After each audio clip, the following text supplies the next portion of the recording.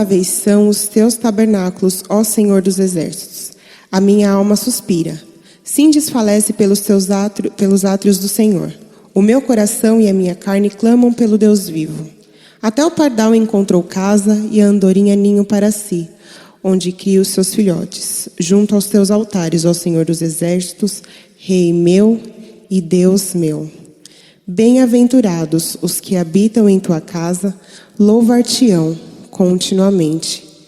Boa noite, igreja, sejam muito bem-vindos a mais um culto. Que neste momento você se sinta muito abençoado e eu convido você a orar comigo. Feche os teus olhos, vamos entronizar o Senhor nessa noite. Senhor, te agradecemos, ó Deus, por mais um momento, Senhor, em tua casa. Te louvamos, ó Senhor. Te damos graças, ó Pai, por tudo que o Senhor é e o que o Senhor faz em nossas vidas. Pela segurança que o Senhor nos dá, pela paz, ó Senhor. Mesmo em tempos difíceis, ó Deus, sabemos que o Senhor está perto de nós. Senhor, continue enchendo os nossos corações, a nossa vida, os nossos pensamentos com o que é melhor do Senhor. Transborda-nos, ó Senhor, o Teu Espírito Santo e que mesmo, Senhor, em isolamento, confinados em casa, que as pessoas vejam em nós o mais de Cristo, o mais de Deus. Usa, Senhor, usa as nossas vidas para o Teu louvor. E te pedimos, ó Senhor, para que o Senhor encha as nossas vidas, encha este lugar, encha a minha casa, Senhor. Encha a casa de cada um que está assistindo, ó Senhor, este vídeo. Em nome de Jesus, amém. Vem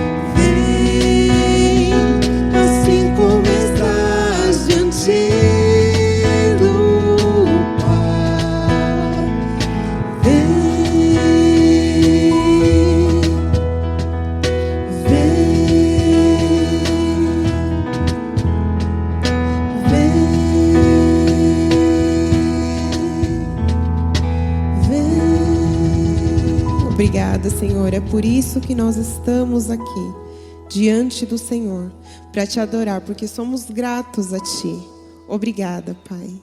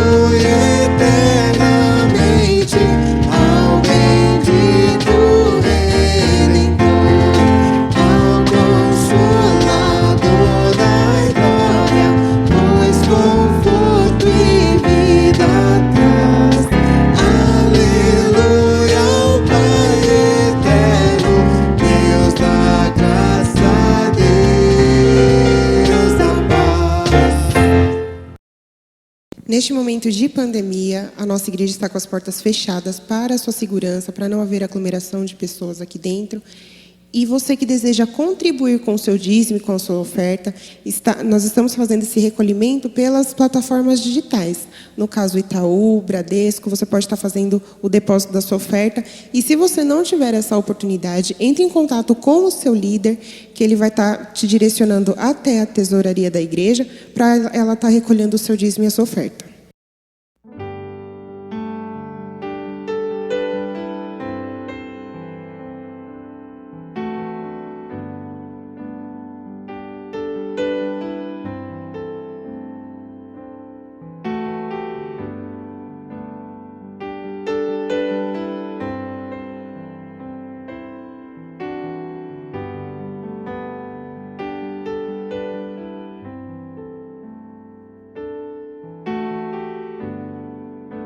Acima de todos, acima de tudo, está o Senhor entronizado.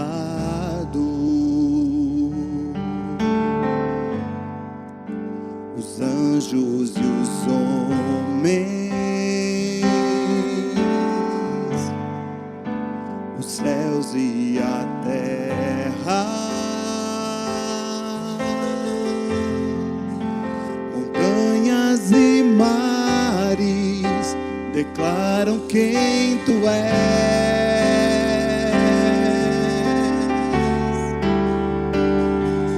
Tu és Senhor e Rei, governa sobre o universo,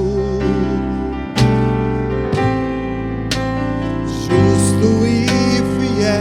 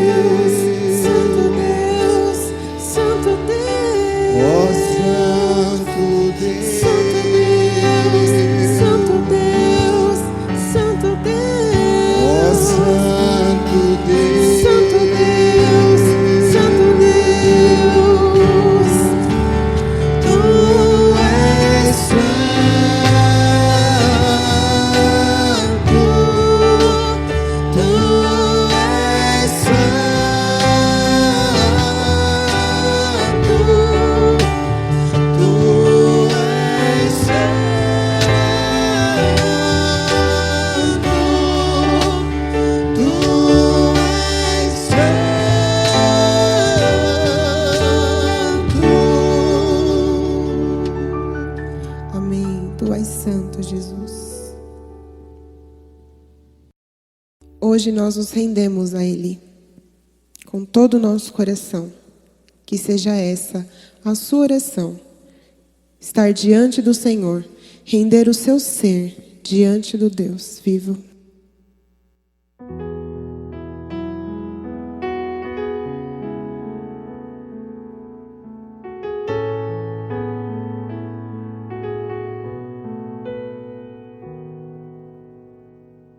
Este é o meu desejo, honrar a Ti de todo o coração, adoro a Ti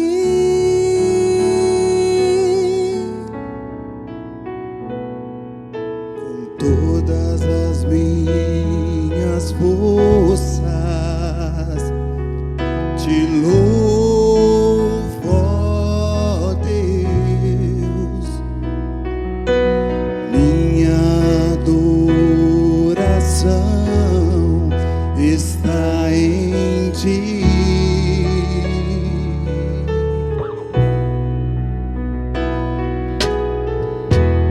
Hoje rendo-me a Ti, te dou meu coração. Eu vivo só pra Ti, em cada respirar, enquanto a vida em mim. Deus, faz Tua obra em mim.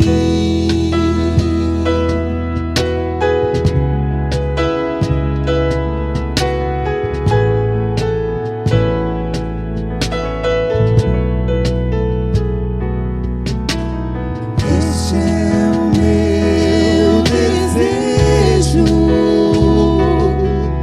honrar a Ti de todo o coração, adoro a Ti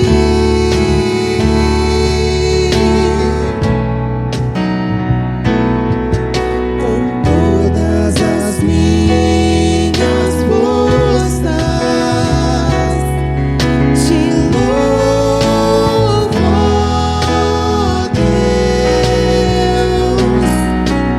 minha adoração está em Ti.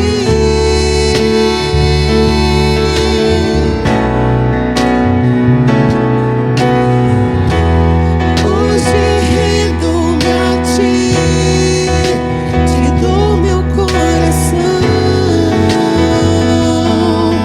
Eu vivo só pra Ti, em cada respirar, enquanto a vida em mim. Deus, faz Tua obra em mim. Hoje rendo-me a Ti, te dou meu coração. Eu vivo só pra Ti, em cada respirar, enquanto a vida em mim. Deus, faz Tua obra em mim.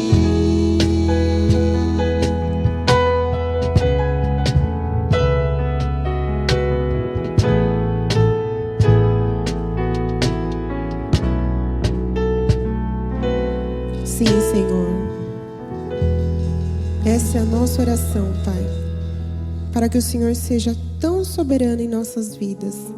Para que o Senhor seja tão tremendo em nossas vidas e faça de nós, Senhor, servos fiéis, servos adoradores. Procure em nós, Senhor, ache em nós um adorador fiel, que esteja disposto a deixar tudo, todas as coisas sobre o Senhor.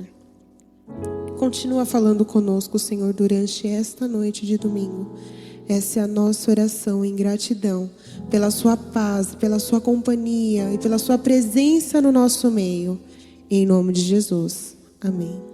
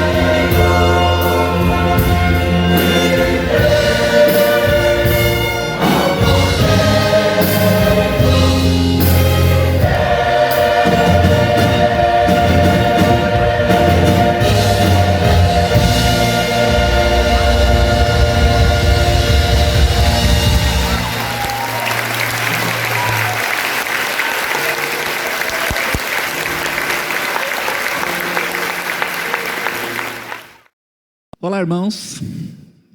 Boa noite. Como estão? Estão todo mundo bem? Todo mundo firme? Todo mundo com saúde?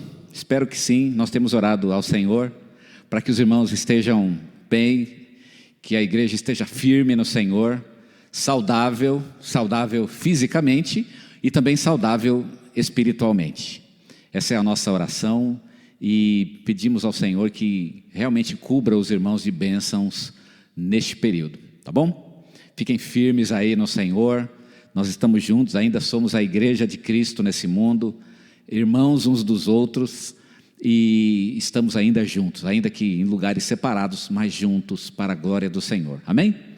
Bem, antes de ler o texto, eu quero fazer um pequeno agradecimento aqui, em nome do pessoal que recolheu, o Timóteo e o pessoal que recolheu os cobertores, aos irmãos que contribuíram com os seus cobertores. Muito obrigado, a gente adquiriu aqui na faixa de uns 25 cobertores, e nós conseguimos então enviá-los. A gente sabe que está chegando mais, não é problema, se o irmão ainda quiser doar, fique tranquilo, mas eu agradeço muito aos irmãos que já fizeram isso. Que Deus abençoe ricamente a vida dos irmãos, tá bom? E que recompense muitas vezes o que vocês estão fazendo para o Senhor em favor do seu próximo, amém por isso? Bem, quero ler um texto aqui, vamos ler hoje a última visão de Zacarias, não é? Zacarias, no capítulo 6, nós vamos ler os versículos 1 até o versículo 8, ok? A palavra do Senhor então diz assim: De novo levantei os meus olhos e olhei, e eis 4 carros que saíam dentre 2 montes, e esses montes eram montes de bronze. O primeiro carro eram cavalos vermelhos, no segundo carro, cavalos pretos, no terceiro carro, cavalos brancos, e no quarto carro, cavalos baios com malhas. Então, dirigindo-me ao anjo que falava comigo, perguntei: quem são estes, meu senhor? Respondeu-me o anjo: estes estão saindo aos 4 ventos do céu, depois de se apresentarem perante o Senhor de toda a terra. O carro em que estavam os cavalos pretos sai para a terra do norte, e os brancos são para o oeste, e os malhados para a terra do sul. Os cavalos baios saíram e procuraram ir por diante para percorrerem a terra. E ele disse: ide, percorrei a terra, e eles a percorriam.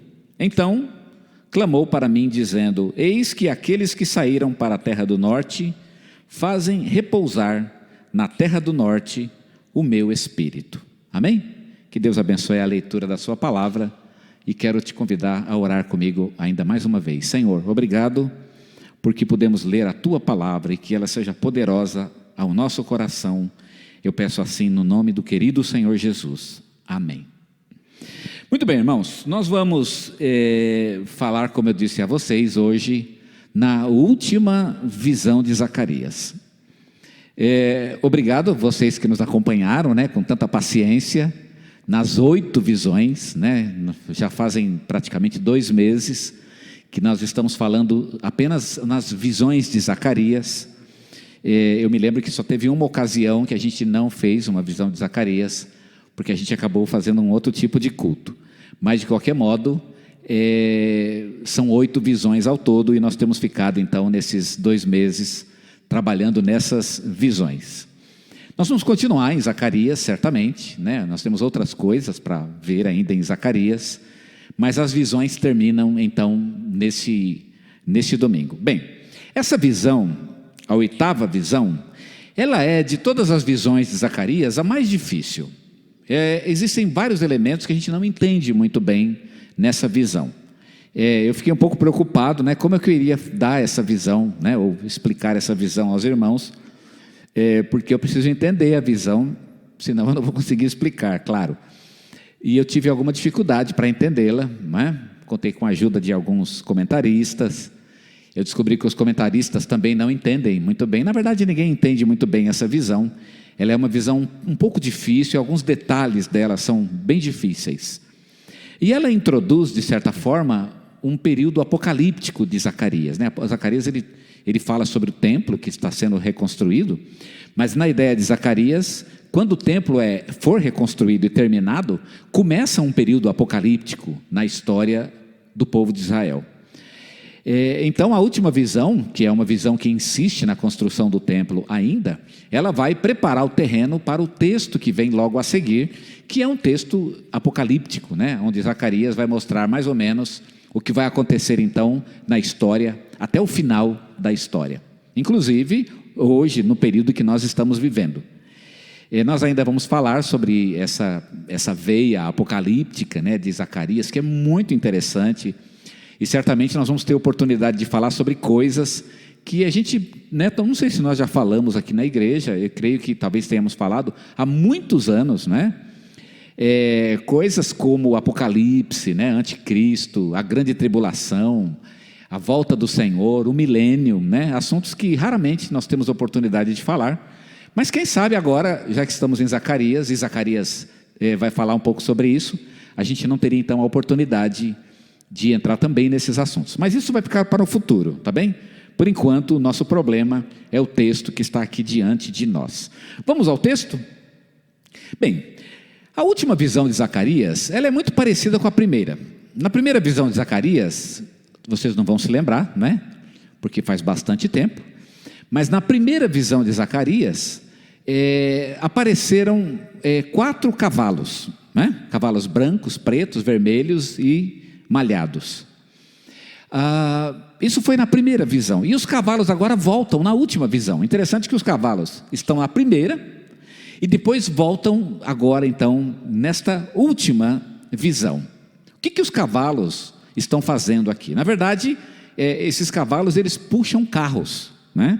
Na primeira visão, os cavalos parece que não estão puxando o carro, mas agora eles puxam carros.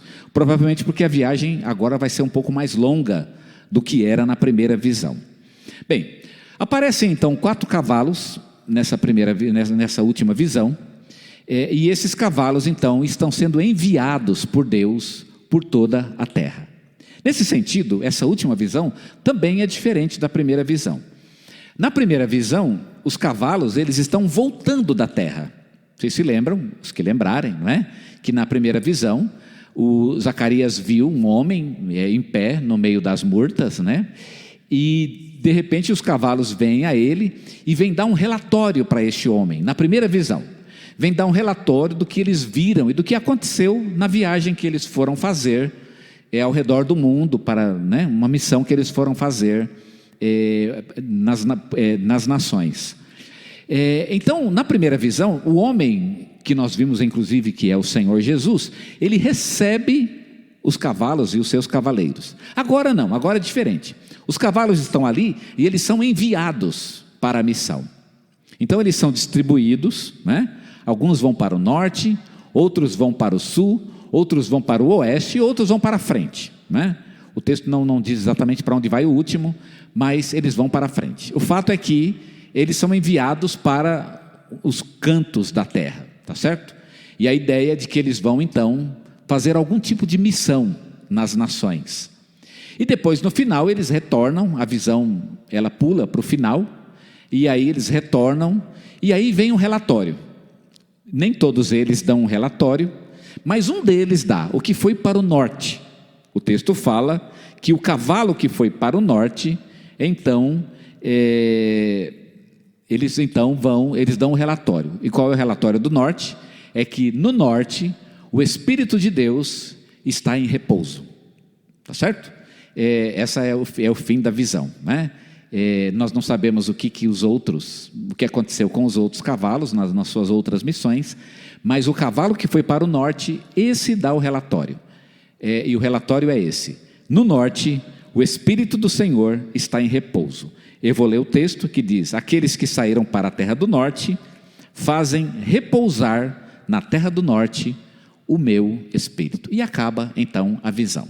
Bem, o que significa essa visão? O que Zacarias está querendo dizer com isso, né? Qual é o conteúdo, né? Ou qual que é a teologia, ou o que Zacarias está tentando falar a respeito de Deus e dos propósitos de Deus, então, com essa visão? Bem, O que Zacarias está tentando mostrar aqui nesta visão é que Deus, Ele é soberano. Deus é o Senhor da terra. O que Zacarias precisa mostrar agora para o povo, e ele usa essa visão para isso, é que Deus, Ele é o Senhor da terra. Deus tem propósitos para a terra. Isso pode parecer pouco, não é? Mas por que Zacarias fala um negócio desse? É que, na verdade, o povo de Israel poderia ser tentado a pensar que Deus é o Deus de Israel. Não há dúvida de que Deus é o Deus de Israel. Deus está fazendo algo na vida de Israel. Deus está construindo o templo, Ele está restaurando a nação depois de 70 anos de cativeiro. Mas o povo de Israel precisa se lembrar de um fato, de um detalhe muito importante. É de que Deus não é apenas o Deus de Israel. Deus também é o Deus de toda a terra. Deus, Ele é o Senhor da terra. Os propósitos de Deus, eles não englobam apenas o povo e a nação de Israel. Eles englobam também toda a terra. Deus é o Senhor da terra. A mensagem de Zacarias é muito importante para nós também, e por esse mesmo motivo. Porque nós muitas vezes somos tentados, né? Nós que buscamos a comunhão com Deus, quem não busca a comunhão com Deus também é muito tentado a cair nesse laço, de começar a pensar que Deus, e que a única coisa que Deus tem para fazer, é cuidar da nossa vida. Você já parou para pensar nisso? Será que já passou pela tua cabeça essa ideia de que o trabalho de Deus é cuidar da sua vida? A gente às vezes tem esse conceito, né? Deus não tem outra preocupação a não ser cuidar de mim, cuidar do meu dia a dia, cuidar da minha segurança, cuidar da minha alimentação, né? Cuidar da minha esposa, dos meus filhos, né? A gente às vezes até aventura essa possibilidade e vê com uma certa beleza o fato de que Deus até pode cuidar também de outras pessoas, né? Ele cuida dos nossos irmãos aqui da igreja, Ele cuida dos crentes também de outras igrejas, de outras denominações, de outras nações, né? Então Deus é um cuidador de pessoas, e cada um, de certa forma, tem Deus a seu lado, para que Deus, Ele caminhe consigo. Tem um salmo que fala que o anjo do Senhor acampa-se ao redor daquele que o teme. A gente vê mais ou menos o papel de Deus como sendo aquele anjo que nos acompanha, para que nós não venhamos a tropeçar em nenhuma pedra, como diria o salmo. Eu quero dizer para vocês que essa visão é totalmente correta. Não há nenhuma dúvida de que realmente Deus cuida de nós. Eu confesso para vocês que eu acho um pouco demais pensar isso, né? Eu tenho uma visão de Deus tão grandiosa que às vezes eu fico preocupado, né, de que Deus vai se preocupar comigo, né, de que Ele me dê atenção. Eu fico tranquilo de pensar assim, porque a Bíblia diz isso. Há muitos textos na Bíblia que mostram que Deus cuida de nós, realmente cuida. Mas eu não posso me esquecer de um outro fato, e de um outro fato, aliás, talvez mais importante do que esse. É de que Deus não é apenas o dono da minha vida, Deus também é o dono das nações. Mesmo que as nações estejam longe de nós, Deus está lá cuidando delas. Mesmo que as nações não se importem com Deus, mas ainda assim, Deus está cuidando delas. As nações, elas têm uma responsabilidade para com Deus. Elas não podem fazer o que querem. Sabe o que é a Terra do Norte? Eu acabei de falar para vocês que esses 4 cavalos foram enviados para os 4 cantos da terra, ou pelo menos para 3 cantos, não é? Nós não entendemos por que tem um canto que falta aqui. Mas de qualquer maneira eles são enviados pela terra, e eles fazem um percurso na terra, e vão dar o relatório àqueles que voltam da Terra do Norte. Daqui a pouco eu quero explicar essa questão da Terra do Norte. Mas você sabe o que é a Terra do Norte? O que fica no norte? A Babilônia. Aliás, não é apenas aqui, em outros textos na Bíblia, a Babilônia é chamada de a Terra do Norte. Por que a Babilônia, por que Deus repousa na Babilônia? É interessante esse conceito, né? Há uma ideia, eu já li inclusive para vocês, Zacarias diz isso, de que Deus, ele tem uma ira contra a Babilônia, porque a Babilônia feriu o povo dele. Então Deus usou a Babilônia para ferir o seu próprio povo, mas Deus ficou irado com a Babilônia por ter feito isso, e agora ele vai se voltar, e ele vai castigar também a Babilônia. A Babilônia, que até então era uma nação soberana, poderosa, inabalável, né? Podemos até dizer assim, mas Deus está trabalhando para derrubar a Babilônia. Ele vai passar a perna na Babilônia, e ele já tinha dito isso na profecia. Ele usou Ageu para dizer isso, e usou também Zacarias para dizer isso. Deus está irado com a Babilônia. Então, quando diz aqui que o Espírito do Senhor repousou, ou repousa na terra do norte, certamente isso é profético, não é? Não aconteceu ainda, mas a ideia é de que a Babilônia, ela presta contas a Deus. E é importante que nós saibamos disso. Todos devem prestar contas a Deus. Às vezes eu penso que só eu que presto conta a Deus, não é? Acho que a única pessoa do mundo que presta conta a Deus sou eu. Não! Eu presto contas, é verdade, mas o irmão também presta conta. Mas eu tenho que lembrar que todos prestam conta. As pessoas do mundo inteiro prestam conta. E não importam se essas pessoas, elas servem a Deus ou não, se elas servem outros deuses, não importa se elas são ateus, por exemplo, né? Os ateus também devem prestar contas a Deus. Deus, ele crê e ele avalia que todos hão de comparecer e precisam comparecer diante dele para prestar contas daquilo que fizeram. Paulo é muito enfático quando diz isso. Ele diz que todos hão de prestar contas, hão de comparecer perante o tribunal de Deus, para prestar contas por aquilo que fizeram através de seu corpo. Deus pede conta das pessoas, mas não apenas das pessoas. Deus também pede contas de instituições, e nesse sentido as nações também precisam prestar contas a Deus. Não tenha dúvida, por exemplo, de que uma situação como a que estamos vivendo agora, não é? De uma pandemia mundial, dizer que Deus não participa disso é um engano absoluto. É claro que Deus participa. Por quê? Porque Deus, ele tem o controle das nações. Ele não permite que nada aconteça sem que ele seja soberano sobre essas nações. Então, Deus domina as nações. As nações prestam contas a Deus. Há muitas nações que muitas vezes passam por problemas, dificuldades, aflições, catástrofes. Por quê? Porque estão prestando contas a Deus. O Brasil deve prestar contas a Deus. Não pensem os irmãos que tudo que nós vemos de corrupção, né, no Brasil, por exemplo, e eu falo do Brasil porque é a nossa realidade, mas isso é um problema mundial, em muitos países isso é um problema terrível, não é? Até piores do que o nosso, né? Embora o Brasil tenha tido o maior caso de corrupção do mundo, né? Que foi o caso da Petrobras, o segundo maior, o maior foi na Ucrânia, né? Se eu não me engano, mas o Brasil foi o maior em número de pessoas envolvidas, né? O maior caso de corrupção financeira da história. O fato é que Deus pede contas. Ninguém está livre das contas de Deus. Deus pede contas às nações e elas hão de dar contas a Deus por aquilo que elas fizeram. Deus, ele manda nas nações. Ele é soberano sobre as nações. Eu quero pensar um pouquinho com os irmãos duas coisas importantes a respeito dessa soberania de Deus sobre as nações.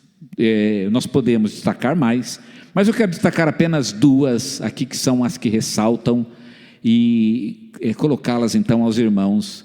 Duas coisas importantes sobre a soberania de Deus acima das nações. Primeiro, eu quero dizer para você o seguinte: Deus tem propósito, e o propósito de Deus inclui as nações. Os irmãos já sabem disso. Deus tem propósito na vida da nossa igreja e tem propósito para a igreja mundial. Isso é fato.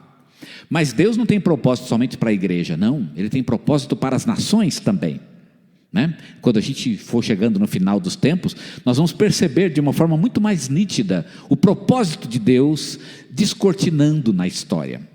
Jesus, ele nos deu algumas dicas do que aconteceria nas nações quando ele próprio estivesse às portas de sua segunda vinda. O fato aqui é que Deus, ele, soberano sobre as nações como ele tem propósito também para as nações. E como é o propósito de Deus? O propósito de Deus para as nações vale para as nações a mesma coisa que vale para mim.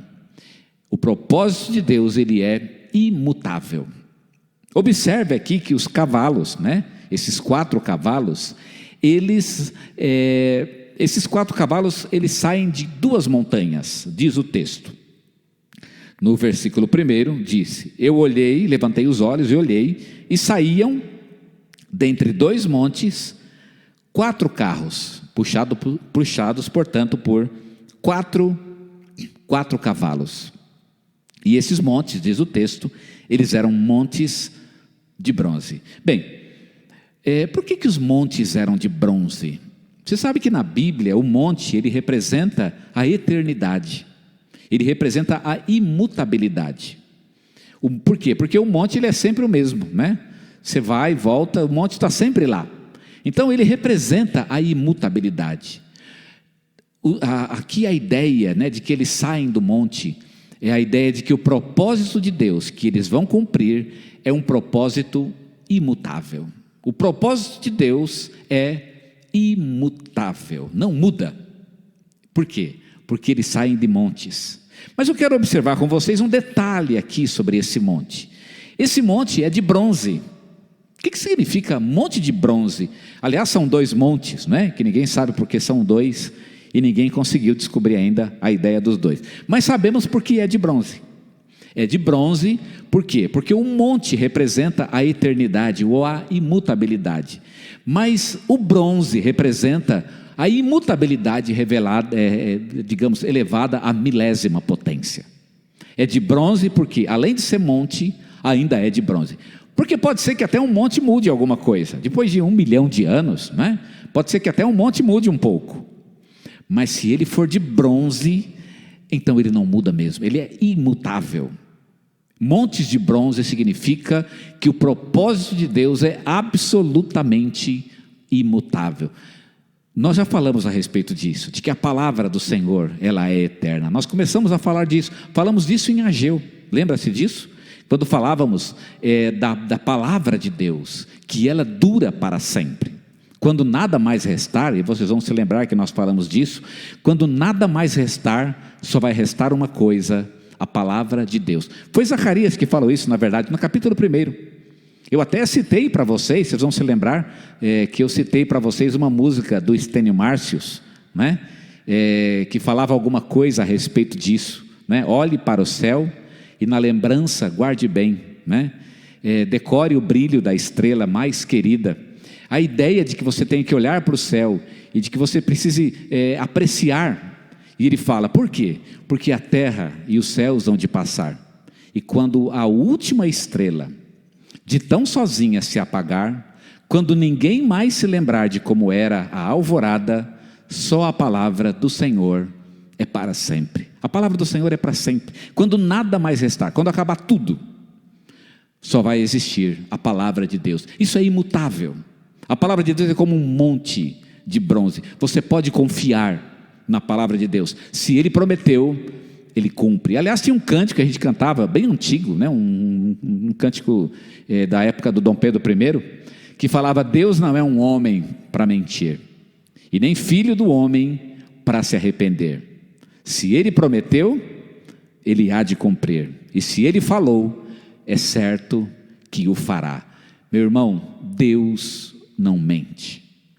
Deus não brinca com a palavra dele. A palavra de Deus é absolutamente imutável. Você pode crer na palavra do Senhor. Todas as promessas de Deus se cumprirão. Todas, absolutamente todas. Algumas já se cumpriram, mas creia nas promessas de Deus, porque a palavra de Deus e a sua promessa, elas são imutáveis. Então a primeira lição que eu tiro com os irmãos aqui é que o propósito de Deus, ele é um propósito imutável. Você pode vislumbrar a palavra de Deus como uma montanha de bronze. Ela está sempre lá. Ela nunca vai cair, nunca. A palavra de Deus nunca cai.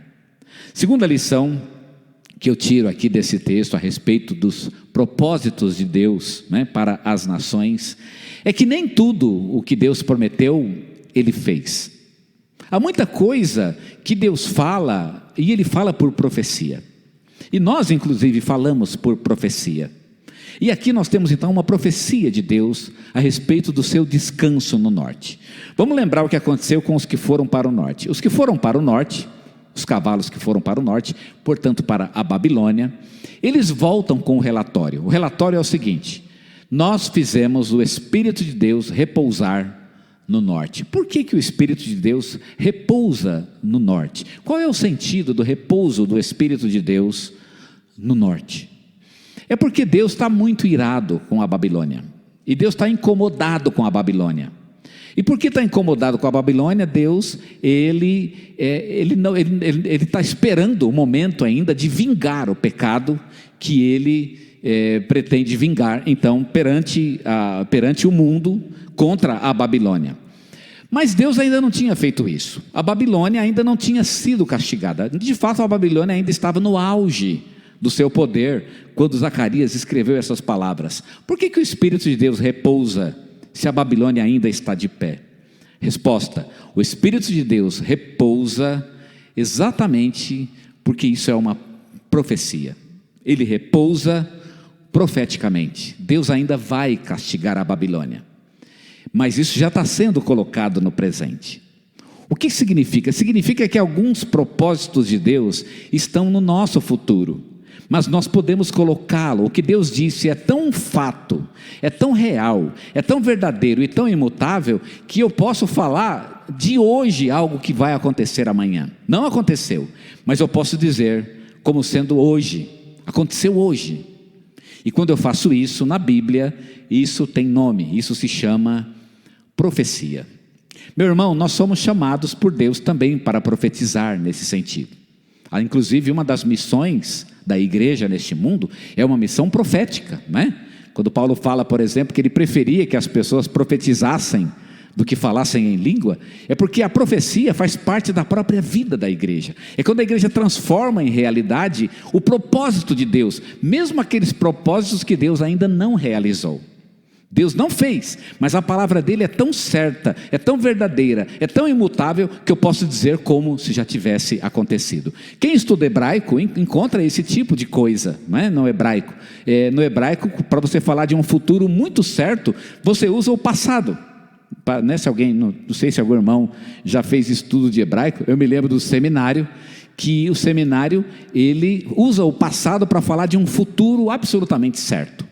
Um exemplo, vamos dizer, a pessoa estava andando e ela caiu, mas não que ela caiu, ela não caiu ainda, ela ainda vai cair, mas eu uso o passado, ele caiu, né? Ou seja, ele está vindo para cá e ele caiu, mas ele não caiu ainda. Eu uso o passado para dizer uma coisa que é absolutamente certa. Isso é usado para se falar de Deus. Por quê? Porque o que Deus faz e seu propósito é absolutamente certo, é verdadeiro, é imutável. Daí vem então a nossa função profética, a própria função profética da igreja, que é exatamente mostrar para o mundo a realidade do propósito de Deus. Muitas coisas Deus já fez, muitas coisas Ele já manifestou, né? Nós sabemos que muitas promessas de Deus já foram cumpridas. Por exemplo, a promessa de Jesus Cristo, né? Não que Ele vai voltar a segunda vez, mas que Ele viria uma primeira vez, que Ele viveria entre nós e que morreria por nós. Essa promessa já foi cumprida. Então muitas promessas de Deus já foram cumpridas, mas algumas promessas ainda aguardam o cumprimento. E a igreja fala delas de uma forma profética. Nós cantamos essas profecias. Por exemplo, uma profecia que nós cantamos é aquela que fala: ouve-se o júbilo de todos os povos, os reis se dobraram ao Senhor, ouve-se um brado de vitória, o dia do Senhor chegou. Observe que nós estamos falando como se tivesse acontecido no passado, né? Mas isso é uma coisa tão certa, tão real e tão verdadeira, que eu posso usar o passado para falar sobre isso, porque Deus há de fazer isso. E quando eu digo, os reis se dobraram ao Senhor, alguém, mas que rei se dobrou ao Senhor? Nenhum rei se dobrou ao Senhor, né? A gente vê os reis, inclusive, contra o Senhor, e se levantando contra Ele, mas eu falo isso profeticamente. Eu já estou dizendo que aconteceu, porque vai acontecer. Meu irmão, eu posso aplicar isso para a nossa vida. Você pode aplicar isso para a tua vida. Qual é a promessa de Deus para a tua vida? Isso é tão certo, é tão verdadeiro, é tão patente, tão real, é tão imutável como um monte de bronze, para usar aqui a linguagem de Zacarias. E por isso eu posso profetizar sobre a minha própria vida, a respeito das promessas que Deus tem para mim. Eu posso, diante dele, dizer que isso é real. O conhecimento da palavra, né, é muito necessário para eu fazer separação entre o que é promessa de Deus e aquilo que Deus não prometeu. Há muita coisa que Deus não prometeu, né? Eu posso, eu vou pedir um carro para o Senhor, né? Não sei se o Senhor prometeu um carro na palavra, né? Mas se Deus fez promessas, e as promessas estão patentes na palavra dele, você pode esperar essas promessas para a sua vida. E você pode falar delas como se já tivessem acontecido. Porque é palavra de Deus, e a palavra de Deus é imutável. Você pode profetizar sobre sua própria vida. Você pode profetizar sobre a vida de pessoas, não é? Por quê? Porque a palavra de Deus, ela é imutável nesse sentido. Você pode realmente fazer da palavra de Deus... e usar a palavra de Deus realmente como profecia na tua vida, como que trazer para o teu presente bênçãos que talvez só virão no futuro, mas que você já pode vivê-las hoje. Nós temos um grande exemplo disso no processo da nossa própria salvação, quando Paulo fala que nós já fomos julgados por Deus, e já fomos justificados por antecedência. Eu sei que você sabe que no futuro Deus há de vir, né? Juntamente com Jesus, e há de nos julgar a todos. Paulo diz, pois muito bem, eu já fui julgado e já fui justificado, nós já fomos inocentados. Jesus disse, aquele que crê em mim, não é que vai ter a vida eterna, já tem a vida eterna. A palavra é tão real, é tão verdadeira de que você terá um dia a vida eterna, que ele pode dizer, você já tem, já ganhou. A promessa de Deus sobre nossas vidas, ela é verdadeira, ela é real, e nós podemos confiar nela, podemos esperar no Senhor, porque o Senhor não mente quando Ele promete o que promete. Que o Senhor nos abençoe, e que nós dependamos da palavra dEle. Isso o Zacarias coloca como sua última visão, como uma espécie de fechamento das suas 8 visões, para mostrar que tudo que ele falou até agora há de se cumprir. Deus é um Deus soberano sobre a terra, e Ele há de cumprir tudo aquilo que Ele disse que faria. Você pode confiar no Senhor, e você pode ler a palavra de Deus, para descobrir quais são essas promessas incríveis e maravilhosas, e quando você descobri-las, ou se você já as conhece, descanse nelas, desfrute delas, e mais, viva a vitória delas, até mesmo aquelas vitórias que você não viveu ainda, que ainda está por viver, porque é palavra de Deus. A palavra de Deus, mesmo a de amanhã, ela já pode ser vivida hoje, já pode se alegrar nela hoje. É como um vislumbre, né, que você tem, é como a antessala das bênçãos de Deus, mas profeticamente você pode viver no teu presente, mesmo as promessas futuras de Deus, como por exemplo a vida eterna. Você pode viver hoje, como se fosse a vida que você vai viver no céu. Por quê? Promessa imutável de Deus na tua vida. Descubra essas promessas, viva elas, e que elas sejam o referencial da sua vida. Amém? Abaixa a cabeça, eu quero orar contigo. Senhor, ó Deus, eu não quero duvidar do Senhor, ó Pai. Muitas vezes eu tenho medo de passar fome, tenho medo de sofrer. Às vezes tenho medo, ó Pai, pela minha família, Senhor, tenho medo de ficar desamparado, tenho tantos medos neste mundo. Vivemos em uma época, Senhor Deus, em que nós temos medo. Eu vejo as pessoas com medo na rua, Senhor.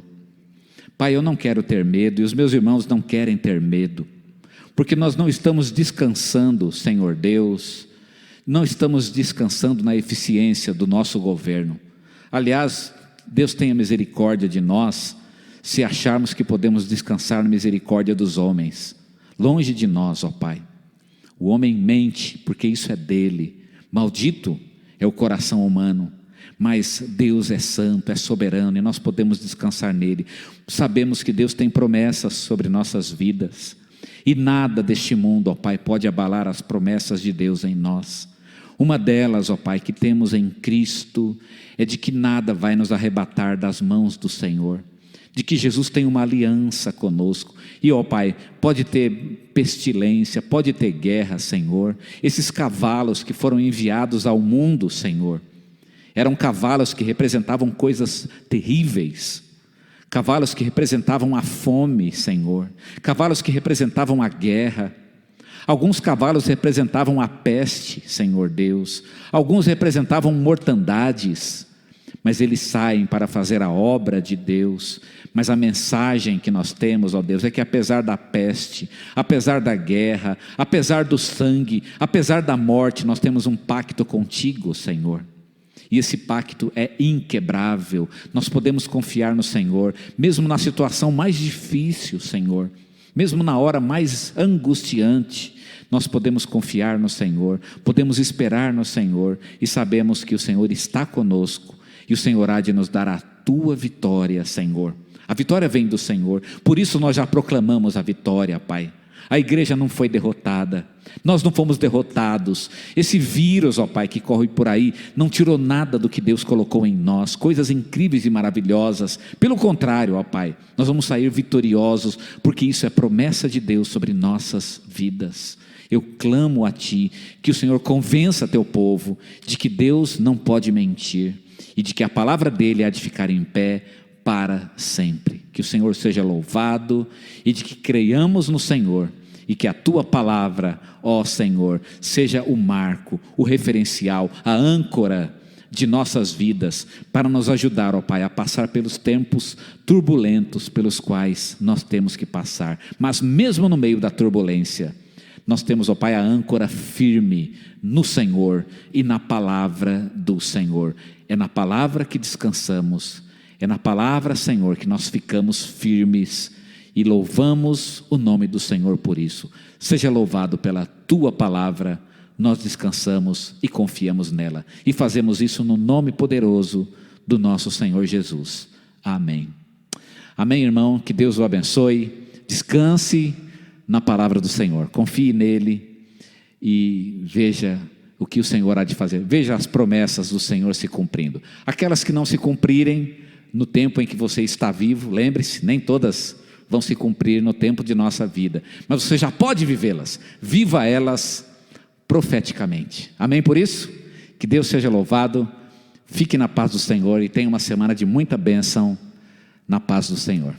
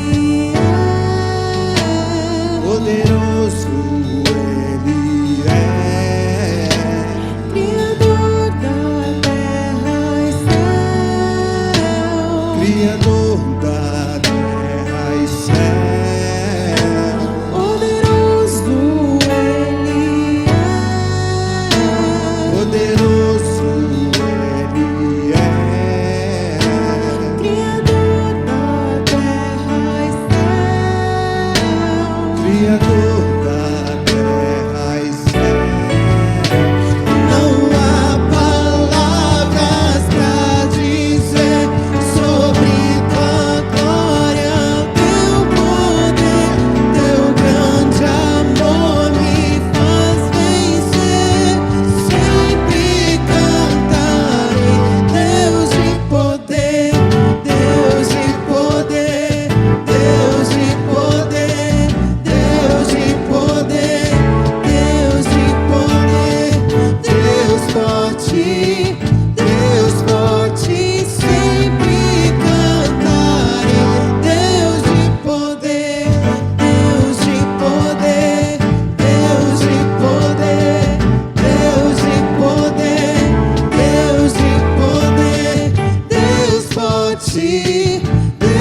forte, sempre cantarei, Deus de poder.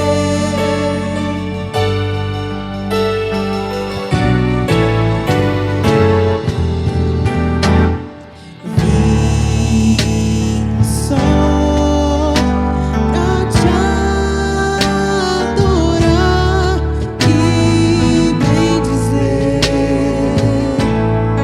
seu nome, dizer que tu és Deus santo, e eu louvarei. Poderoso Ele é, poderoso Ele é, Criador da terra e céu, Criador da terra e céu. Poderoso Ele é, poderoso Ele é, Criador da terra e céu, Criador da terra e céu.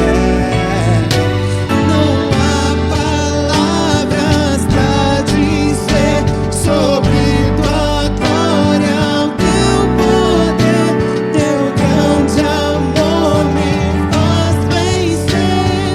Sempre cantarei, Deus de poder, Deus de poder, Deus de poder, Deus de poder, Deus de poder,